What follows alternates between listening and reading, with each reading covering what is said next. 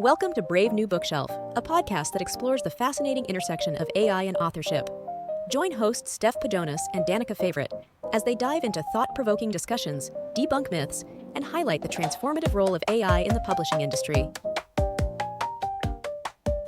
Hi, everyone, and welcome back to the Brave New Bookshelf. I'm Steph Pajonas, CTO and COO of the Future Fiction Academy, where we teach authors how to use AI in any part of their business. Today, I'm joined by my lovely co-host, Danica Favorite. She is on her phone today because her computer has not been nice to her lately, but which is why we're recording in a different area. Hopefully, it won't look any different to anybody who's watching on YouTube or listening with us today. So, Danica, besides having a really gimpy and awful computer, how are you doing? I am good. And so for those of you who have listened to all of the episodes and heard the jokes about my computer that was sent back to Dell 7 times, yeah, it's dead again. And we think it's the motherboard, which is motherboard number 3 in 2 years. So clearly this is just a lemon and I'm giving up and going to get a new computer. But in the meantime, yep, on my phone, I have like the hilarious setup at my desk right now. I've got my tablet that I'm using kind of as a laptop with the little travel keyboard and a mouse, and it does the job. And I think that is always the good lesson in this world that we live in, being so reliant on tech, is how can we be more flexible? Even though obviously this isn't AI tech necessarily, it certainly is a good reminder because I think AI is what teaches us a lot of flexibility as well. Yeah, I agree with that. And it's one of those things where I'm like, I have a computer, I have an iPad, I have an iPhone, and I could go back and forth between them if I needed to. But when Elizabeth, my partner at Future Fiction Academy, when she went to Germany for the Frankfurt Book Fair, her phone got stolen, right? And she had to live without it and travel in a foreign country without a phone. And she kept telling me, oh, it'll be fine. I'll just download some maps and I'll do it like it's the 1990s. And she came home, she was like, it was really hard. Yeah. It's really hard sometimes to live without technology when so much relies on it too. There are businesses that have QR codes and you have to scan them and like, it's yep, this is the new world we're living in, right? It really is, but I think it is a good reminder just to everyone. Like the thing that saved me is 90% of my stuff is automatically saved to the cloud. Smart. And like when it started doing the dying thing, that 10% I immediately downloaded and saved to places that would save it to the cloud. And that was something I was telling Steph before we started recording. I'd been using RaptorWrite for a lot of things. And RaptorWrite saves to your local browser. And if your computer crashes, you lose everything. Yes. And so when I noticed my computer was doing the thingies that said, ooh, I think I might crash, I started like, oh, okay, let's save you all, save you all to the cloud. And that is really what saves my bacon. And so this is the gentle, loving reminder to everyone to please make sure you are saving, and make sure it's saving to something that's going to back it up for you. You don't necessarily have to save it to the cloud, but definitely have a backup service of some sort that will be backing that up. Backups are super important. I've got like 3 running at all times. Yeah. And so I'm like, okay, we'll get there. we'll get there, right? We'll get there. So do you have anything you wanted to tell us about when it comes to PublishDrive? Because we're coming up on the beginning of November here. We are. So yes, we are still doing our 50% off sale, and you can go to PublishDrive and sign up for distribution, and it will be 50% off all annual plans through November 4th. You have just a few more days to get in on that sale. And I have heard from a couple of people that they had some issues with the checkout process. If you do have that issue, just go ahead and send a note to customer service and they will get you all taken care of, because such a great deal to get 50% off. I don't think we've ever run this deal before, and I don't know when we'll do it again. So really, really great opportunity. And yeah, that is what PublishDrive is up to right now. Fantastic. You guys are up to some cool stuff at Future Fiction Academy. Again, talking a little bit before the show, there is this course you guys are launching that I'm like, I cannot wait until I have a computer again so I can dig in, because I need this course. We just launched it this past week, actually. It is a little standalone course that uses Google LM notebooks, which is a new feature that they have added to all of their AI services in the last couple of months. It's a really cool feature. It allows you to upload a lot of resources and then use that in a chat, so you can go ahead and, like, if you have a series of books, you can upload your series of books and you can go ahead and ask questions. So it becomes like a story Bible, but also we have this course that's focused around character-focused marketing. So we teach you how to grab character information from Google LM and use it as part of your marketing for your books. And so it's kind of it's a little deviation from the normal stuff about Google LM. So I think it's really fun and interesting. And so we've got it for sale on Future Fiction Academy. You can go to futurefictionacademy.com/courses. And at the bottom of that page, we have a link to all of our courses on Teachable. It's much easier just to send you there instead of trying to say the Teachable URL, which is long and has lots of dashes in it. I prefer this instead. So yeah, futurefictionacademy.com/courses, and you scroll down and you'll find the button that'll take you to all of our courses. We have a bunch of standalone courses that includes a course for advanced RaptorWrite that gives you access to more keys in RaptorWrite. We have a bunch of stuff in there. And of course, the actual link will be in our show notes. So, yes. You can always click there. But I'm excited for this because I remember when Google LM first came out and we tested it, we played with it, and we're like, it's not going to be really useful for us as authors. And now, number one, they're improving it. And number two, we're learning more about how to use it. And so it's actually becoming super, super useful. And once I heard how Stacy was using it and what she was doing with it, the light bulb went off for me. And I am just ready to dig in. Like I said, I need a computer. There's just only so much you can do on your phone. But I will say, some friends and I, over the weekend, we were talking about some business ideas and some classes we're going to launch. And because I have ChatGPT on the phone, I just sat there on his couch and I'm like, okay, now what were you wondering? Okay, yeah. And you wanted to know like the color scheme? Oh, hold on, let me ask ChatGPT. And so like, it was just, he was blown away because he's like, wait a second, we just spent 2 hours and you have the entire business and marketing plan for this business done. And I'm like, yeah. Yeah, that's totally possible now. Totally possible. Yeah. And so like that efficiency with AI is just really amazing. And I will be talking about that at AuthorNation in Las Vegas. I'll be doing a talk on using AI for efficiency. And Steph won't be speaking, but she will be there. Say hello to her. And then Elizabeth will be there talking about writing fiction with AI. So a lot of great opportunities. There are also some really other fantastic classes that there's like one whole day that's nothing but like one room is nothing but AI classes. So I think I'm just going to find a place to camp out in that room and be there all day. Really looking forward to that at AuthorNation. So if you're there, please stop by and say hello. And I think this is kind of the segue into what Steph and I wanted to talk about today is Elizabeth's talking about AI for fiction writing. And obviously Steph has finished and written some books with AI. I keep playing with it and haven't published anything yet with AI, but it will happen at some point. And yes, I will be disclosing that. So if you're reading a book by me and it doesn't say it was written with AI, it wasn't.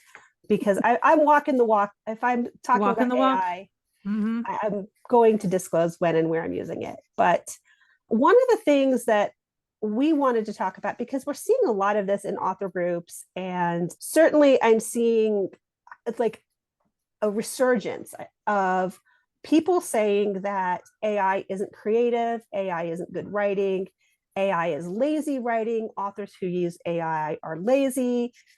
And Steph and I wanted to talk about that today because none of those things are true. And so what we thought would be really interesting to share today is how we are using AI with our writing to make us better writers. Because even though I haven't yet published something with AI, for a lot of reasons that have nothing to do with any objection to AI, by the way, there are other stuff going on in my life that I just am not publishing. But Steph has. But we both are actively using AI in all different parts of our process. And we're really good people to kind of talk about, okay, well, how has AI helped our writing and how have we grown as writers using AI? Because I personally think I'm a better writer now than I was before I started using AI. What do you think, Steph? How do you feel about your writing? I agree. I feel like I'm a much better writer than I was. I still have my style, right? I have Mhm. a style that I like to write in. I really enjoy the style that I have. Even going back and rereading some of my older works, which I have to do every now and then to keep my mind within the universes that I'm writing in, I'm still pleased with the way that I wrote pre-AI. But post AI, post it coming into the world and me starting to use it, I've just noticed that my writing has leveled up, I guess is the best way for me to Mhm. say it. And I'm sure I've said that phrase many times on this Yeah. podcast. So I should put it on a button or something. I Yes. don't know. Probably. But yeah, I've noticed that the things that I was lacking in when it came to my prose the first time around, which was usually like descriptions, and I know that you've struggled with this too, right? So I have trouble with descriptions. I would always find like maybe one or two things to describe about a certain scene. If my characters were walking through a garden and it was spring, and because I read a lot of Japanese inspired stuff, I would focus on like the cherry blossoms in bloom and whatnot. I would generally fall into the trap of writing sights and maybe like the feeling of the wind on your skin or these sorts of things. When it came to my descriptions, I would stick to like one or two senses. And I've noticed that with AI, I'm able to tap into all five senses for these kinds of descriptions. And my text just got so much better. It just became more alive because I was able to look at the parts of my writing where I was weak and bring it up. So that's the first place that I've noticed where AI makes me a better writer. It's giving me access to parts of writing that I wasn't tapping into before. There are other things that AI is really good for. It is become a way for me to understand my story before I get started. And for me, that was probably my biggest stumbling block when it came to any kind of writing because I was always a pantser and I had an idea. I was like, I have an idea. Let's start writing it and then write myself into a corner and not really be able to get myself out of it. So I find that AI is helping me with all of these parts of my process that are weaker.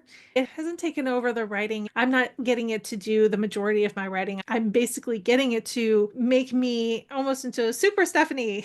Giving me the Hey, ultra superpowers. awesome Steph Pajonas. Ultra awesome Steph Pajonas. This is the fun parts of AI that I've been using for making my writing better. What it's also good at is like being able to look at writing that comes out of the AI and knowing that maybe it's not so great, right? Mhm. So we see Yeah. that a lot, right? So I'm like, oh, okay, I'm going to prompt for this scene and I'm going to give it some information and blah, blah, blah. And then I hit go and it writes it. And my analytical abilities have gotten sharper because now I'm able to look at it and be like, I'm not keen on that. Or let's try again because this is not hitting the notes that I want it to hit. So the analytical side of AI and where it has brought me has been really great too. And I feel like the same has happened for you too, because we've talked Yeah. often about this, right? Yeah, we talk a lot about it because I think for me, the biggest thing that I have found AI has helped me with, and this is why I just laugh at people who call AI writing lazy, is for me, it's really improved my critical thinking skills. Mm. And so you talk about the analytical thing about writing is knowing what is and isn't good writing. And that's something only we as authors know. As an author, you put that author hat, you put that critical thinking hat of what is good writing, what makes good writing. And before I would say, oh, I just know. And I still have that, oh, I just know.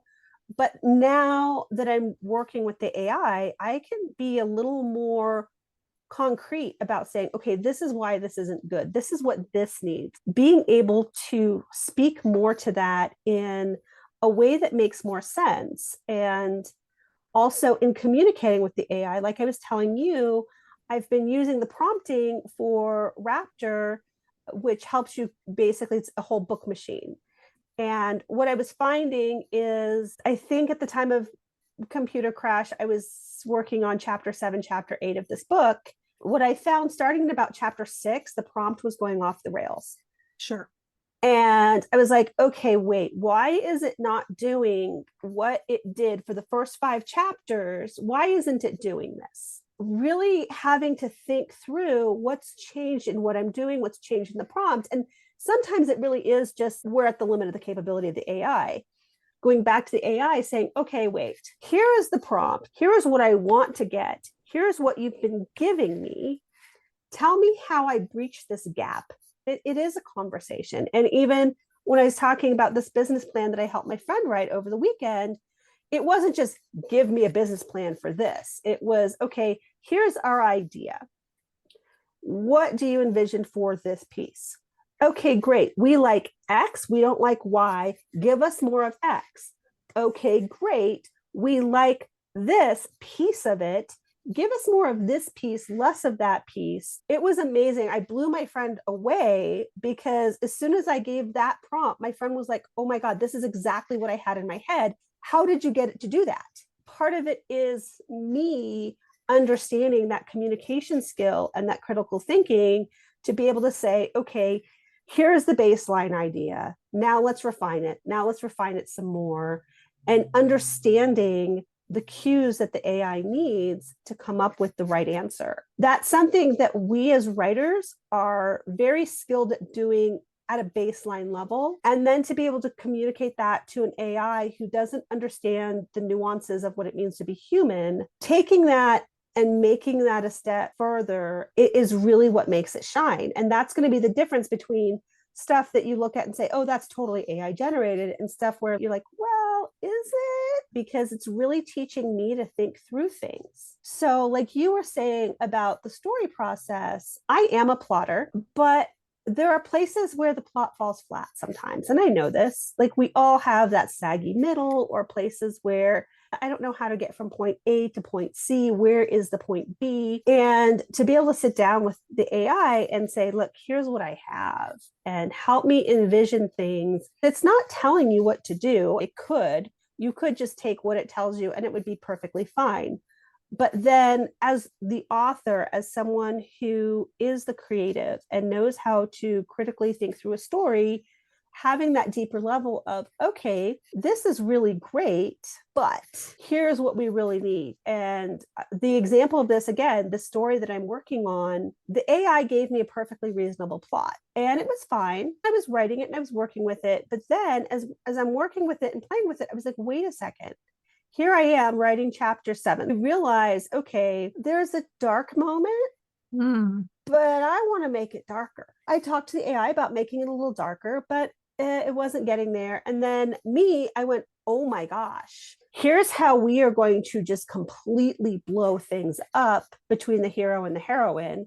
Because for me, that is what I like my dark moment to be. I want all hope to be lost.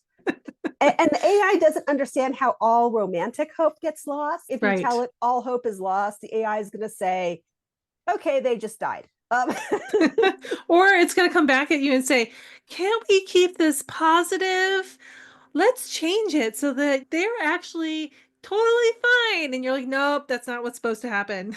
Right. Yeah. So the AI is not a sadist. I've had this conversation with people a few times now, because I would have never thought I was a sadist. I am a sadist. It is now recorded for posterity. Yep. I am a sadist. But as a writer, you have to be. You have to come to that place of really torturing the characters, and the AI is not willing to do that. So you really have to kind of push it to be like, no. You have to be mean. And the AI doesn't understand that, because really the AI does want to be nice, and it wants this happy, do this together, we'll get through it together. And there is some of that, because that was, again, where that critical thinking piece comes in, where they're trying to save the world kind of thing. And together we can do it. And as the writer, as the person who is guiding the story, I had to make that decision of, okay, yes, technically the whole let's do it together is an AI thing, but this is what my story needed. And this is where I, the author, was guiding the story. And so guess what? I left it in. Yeah. And Sometimes it has good ideas. it And does. you And can roll with like it. I said, like that's where that critical thinking comes in. And I'm learning to think about my story on a deeper level because I'm a plotter, but I don't know story structure, or I didn't prior to using AI. For me, it was just all instinctive and it all worked out. And I've put previously published books into an AI, and I pretty solidly followed some plot structure stuff there that I just did instinctively. But now I know, okay, wait a second. I had these stories that weren't working. Why weren't they working? I can look at it by a plot structure framework now and be like, Sure. oh, Hmm. I missed this turning point, and the story needs a turning point right here. It's that learning and that working with the story that I think makes me so much better at telling a story, because now I know how to communicate that. It's so obvious with the AI writing because you have to take a look at that and say, okay, where is it going wrong? I think because it's not 100% yours, it's not as precious. It's easy to say, yeah, this is garbage, get rid of it. Or you can say, okay, this is pretty good, let's build on this. I find that AI is definitely making me a lot more analytical. Things like sentence structures, like I'll sometimes get something out of the AI where it's a lot of long sentences all at once, and I'm thinking, oh, this is just, it's bogged down. It's not flowing well. So I have to go back to the AI and tell it how to write the way I want it to. Mm-hmm. So I have to say things like, please use a mix of longer compound sentences with shorter simple sentences. Don't just throw a bunch of long sentences together, and then don't just throw a bunch of short sentences in. If I look at a bunch of dialogue and every piece of dialogue is tagged with he said, she said, they yelled, whatever it may be, I have to be able to go back to the AI and say, okay, well, your dialogue is stilted and you've attributed most of this dialogue. Give me unattributed dialogue. And you have to be able to know those terms, like unattributed, in order to go back to the AI and ask for the things that you want.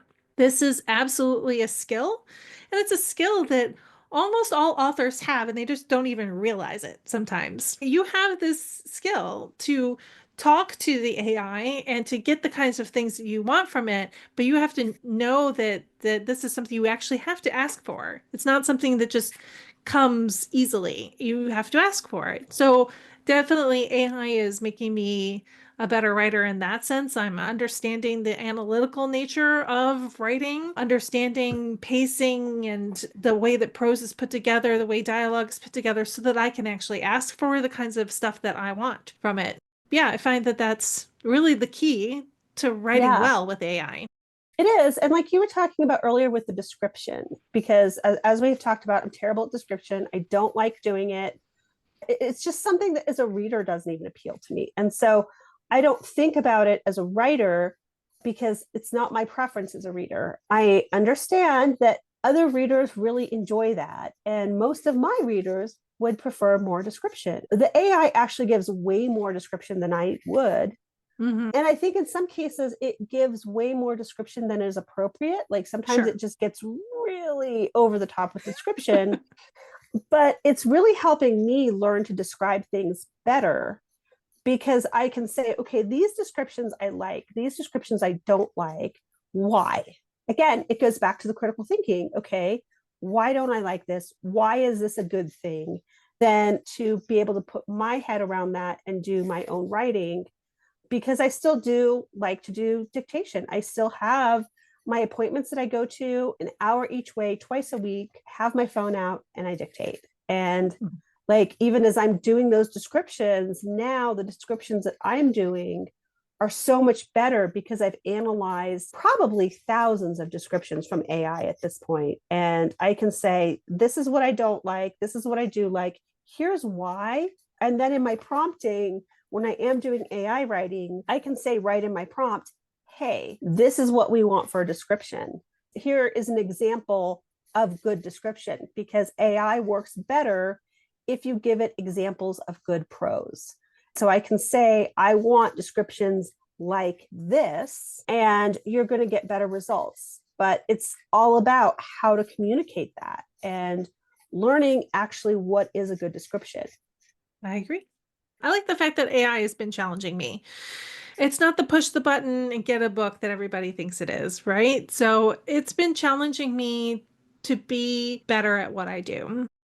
Honestly, I feel like a lot of people don't realize that the human behind the book is something that readers do connect with. They're going to connect with the person who has written this work. Now, obviously, there are plenty of ghostwriters out there. There are plenty of authors who are sort of untouchable. But even when you're using these tools, you're still the human behind it, doing the critical thinking, doing the analytical thinking, and it's your vision that you're bringing forth, even if the AI is helping you write descriptions. So Right. it's really important for us to emphasize the fact that we're using AI as assistance to get the story out, and that we're making decisions as the human beings that are making that story really come to life, however it is being written, whether it's the AI is just helping you brainstorm, or it's helping you write that first draft, or it's helping you edit, because your critical thinking, your analytical thinking is definitely what's going to make that story shine. Yeah, That's I one of the things I completely love. agree Hmm. because ultimately, like a Steph Pajonas book and a Danica favorite book are completely different. Neither one is better or worse than the other. We're both great writers and we both have really good ideas. But if you say, okay, let's write a book about a cat in space, and I say, I'm going to write a book about a cat in space, we're going to write two totally different books. Even if we gave the AI the same prompt, number one, the AI is going to come up with completely different ideas. Sure Um, is.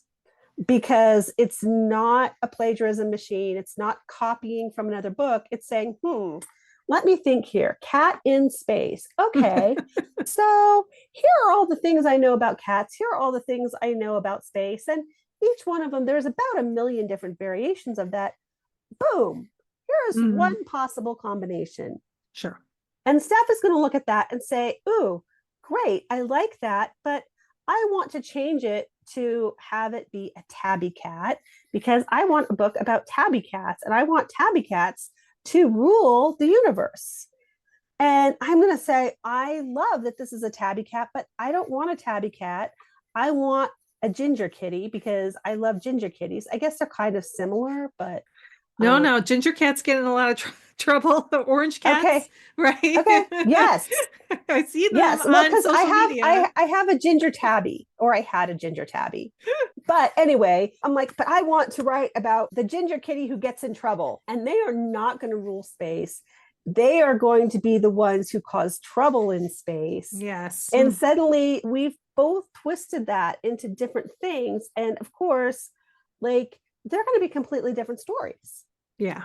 And I love that because there's still that author uniqueness that comes into it. And I think about Elizabeth did this whole thing. I think it's on YouTube, No Sleep Till Brooklyn. Yes, I believe it is on YouTube. Yeah. Hmm. And It's so Insta Love, maybe. Look for Insta Love on Future Fiction Academy YouTube. anyway, she decided she was going to write this insta love romance all in one sitting, which she did, but it was in a Zoom meeting with all of us. And it was so cool because as she was going through saying, okay, well, here's what the AI said. How should we change it? What should we do? And out of all of the authors in that Zoom room, every single one of us had a different vision of where the story would go. And Elizabeth's like, wow, this is taking way longer than I thought it would because I didn't realize the AI would spit out one thing and all of us would have so many different ideas as to what to do with it. And I think to me, that's what shows that creativity and ownership of an author to be able to drive that story and that vision. Because, yeah, some people are going to look at that and say, I want them to do this, or no, I want them to do that. And one of the things I remember from that session is it was set in Colorado. And I'm from Colorado. I live in Colorado. I was like, no, no, no, no, no, guys, this does not happen in Colorado. You are like not talking about people from Colorado. Some of those choices, actually, that I'm like, no way, never in Colorado. Elizabeth kept it because to her, that fit the vision of her story. And Sure. that's valid. That's a valid authorial choice. And I Hmm. completely respect that. That's where we as authors have that power and get to vision the story. But in my opinion, that makes us better writers because it really gives us that opportunity to look a little bit beyond where we could see a story and where we could imagine something. So the story that I'm writing right now with AI is completely not in my wheelhouse. It's not something I would have done, but a certain someone, friend of mine, Mrs. Jill Cooper, She's an enabler. She is an enabler. Jill is an enabler, calling her out. She also did a great episode with us, so do go back and listen to that. But she challenged me to write the story. And so even though I blame her and I give her a lot of crap about it, I'm really grateful because it's stretching me as a writer and it's making me grow. I think without AI, I never would have done that. I never would have approached the story. I would have been like, oh, yeah, that sounds fun, but not for me. I don't even know how to write this. And so what I did was when Jill said, you have to write a book in this story world, I immediately went to AI and I said, okay, I have to write a book in this story world. How do I do it? And what are the things I should think of? And it came up with ideas in terms of story world rules that I wouldn't have thought of because I've never done something so completely outside my wheelhouse. And for me, that's where I'm having fun because I'm learning and growing and thinking about things I don't think about as an author. We need to, because if we're not growing, we're stagnating. I want to keep growing. I want to keep learning. Yeah, I feel like this is going to be a great place to wrap up our conversation because I want to challenge people to go out there and try something a little different using AI. I certainly have stretched my genres that I'm willing to write in because I finally have a brainstorming buddy that has all of this knowledge of literature and the world and whatnot to help me and guide me through genres that I'm not necessarily all that familiar with. It's giving me an opportunity to try something new, to stretch myself and do different things. And I feel like even that makes me a better writer as well, because I'm able to tap into different worlds, different ideas, and that immediately makes me grow. The other great thing about AI is that because it is a way of shortening our workflows or making them a little bit faster, a little bit more efficient, you're able to have more time to try these things, right? We've often said that AI is great for the fact that it is giving us back time to do things that we love, and something that we love is generally writing. It's getting out there and doing more writing. And now we have the ability to try out new pen names, to try out new genres, to try out new story ideas that we didn't have before because AI has given us back this time to do it. It has. And I think the thing I want to add to that is that one of the things that's important to remember is you might say, well, I don't want to write anything different. And certainly, like the idea that I don't really want to do anything different, I'm happy with where I'm at, or at least with the story ideas in my hopper. I was happy with what I had. And frankly, I didn't have enough time to write what I already had. But in pursuing this other idea, what I have found is that it's unlocked some of the places that were previously locked up in stuff that I was already doing. And so where you might have writer's block on your typical genre, your typical stories, I'm off having fun with something else. And then suddenly I just solved the plot point I was stuck on in this other book. And when I go back and write that other book, all the other stuff that I've been doing translates to this other book because it isn't just about writing the thing, it's about the growth as a writer that I've done. And so that growth you take to all of your other work. I'm taking that to all of the stuff people are used to getting from me. Wow, this story is so much better. And I did it 100% without AI assistance because I was on this other side doing stuff that was AI assisted. And I don't know if that logically makes sense, but it was kind of that connection. It makes sense to me. Mm-hmm. Yeah. Okay. Because I think that's really important to realize is that it really is about growing as a whole writer and growing in a lot of other areas. And again, you can just play with it and it's still going to help you. Sure. I'm glad that we've picked up AI because it is definitely making us better writers. And I'm hoping that everyone out there who's listening is feeling either the same way because they've been trying AI, or they're challenged to go out and try some AI and see how it levels them up as well as writers. Yeah, absolutely. And that doesn't mean that you have to take on AI writing or move your whole process to AI writing or any of that. But it's an idea to consider just in terms of what can I learn from this rather than getting out your pitchfork and all of that. Think about, okay, what can I learn? And I think the world just completely opens up. And I love some of the authors that we've seen who started out, oh no, I'm never going to use AI. I hate AI. And now suddenly they're opening up. They're looking at it from the perspective of how can I learn and be better? I think that's what makes all the difference. I agree. Well, I think it was a good conversation. I like talking about Yeah. all the things that AI is doing for us. So to finish off here today, don't forget about PublishDrive's sale because it is ending soon. You don't want to miss out on it if you were thinking about trying it out. And once again, this is like October 2024. So if you're listening to this far into the future, you've probably missed it, but it's okay. Definitely come check out PublishDrive.com. And we will have the episode up on the website. We'll have the transcript.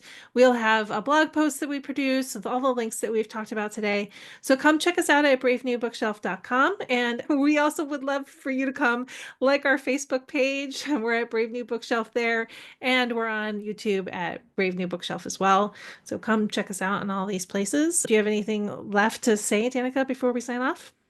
Yeah. Also, just a reminder of the great classes you guys have because their classes are evergreen. And the one thing we haven't made a big deal of is that we do have an evergreen coupon code for people who listen to Brave New Bookshelf. So even if you miss the sale and you can't get that 50% off, we do on the website have a link you can click and you can still get a discount on PublishDrive services. So always keep that in mind. If now's not the right time or you're listening to this far in the future, there's still some opportunity for you.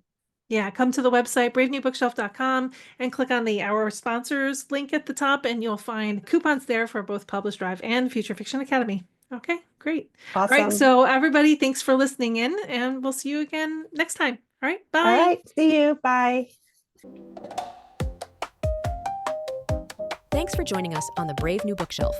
Be sure to like and subscribe to us on YouTube and your favorite podcast app. You can also visit us at bravenewbookshelf.com, sign up for our newsletter, and get all the show notes.